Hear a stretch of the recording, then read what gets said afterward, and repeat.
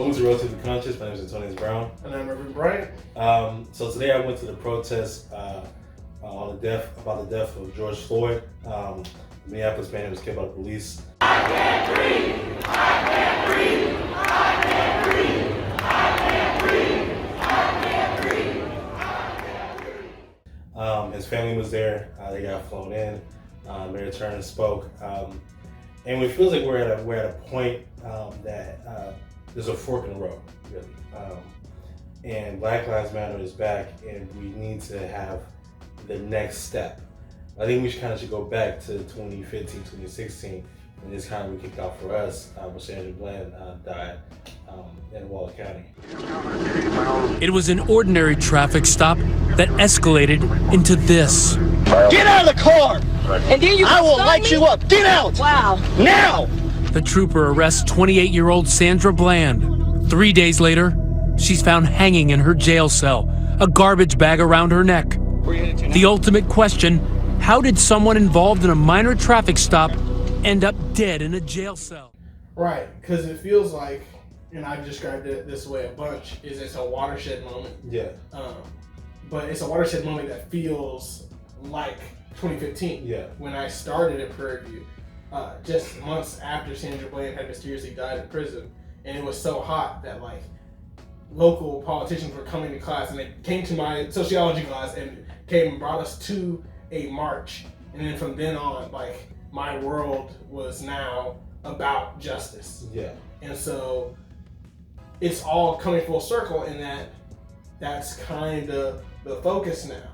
And that was my whole education. So it's deja vu. And that's your education as well. Yeah. So I went to Afghanistan so I was trained to go to Afghanistan in 2015. I was there until 2016, came back to Prairie View. And that's when I met Ervin on the debate team. And then we really started working. So we had a political party on campus. I ran for the city council. And we spent that summer working in DC. I worked as a lobbyist on the Hill. And then the following year, I worked for the Texas state government on behalf of the Texas A&M University System. Yes, that A&M, Johnny Manziel and all that.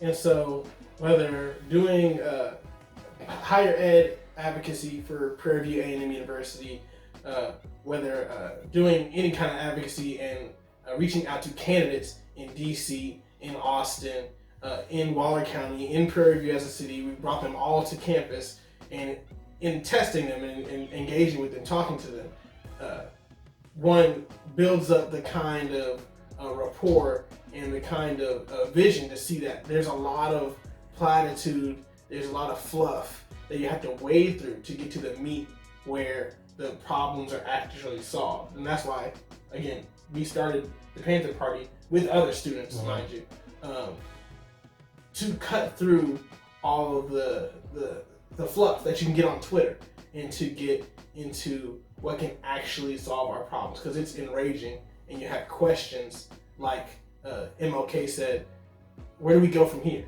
Community or chaos? And we see the fork in the road, the watershed moment, as we are now.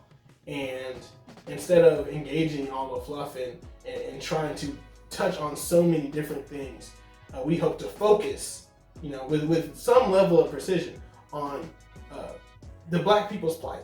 Because as we've seen on video, women, men, children are dying, and the chaos is blinding.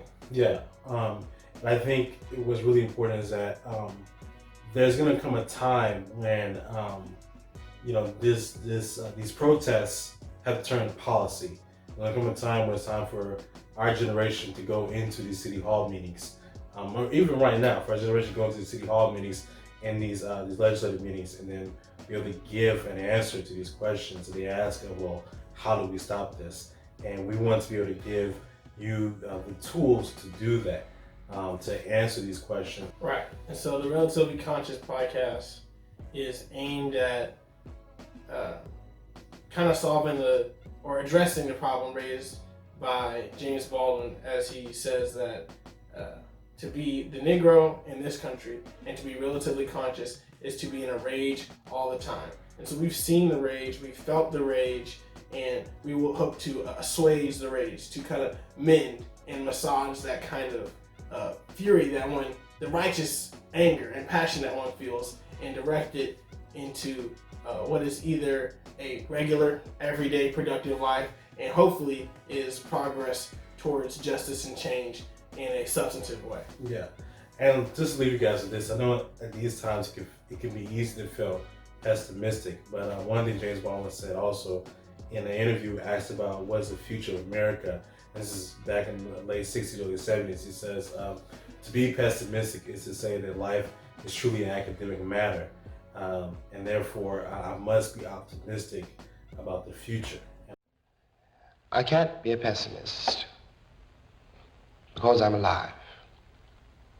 To be a pessimist means that you have agreed that human life is an academic matter. So I'm forced to be an optimist. I'm forced to believe that we can survive whatever we must survive.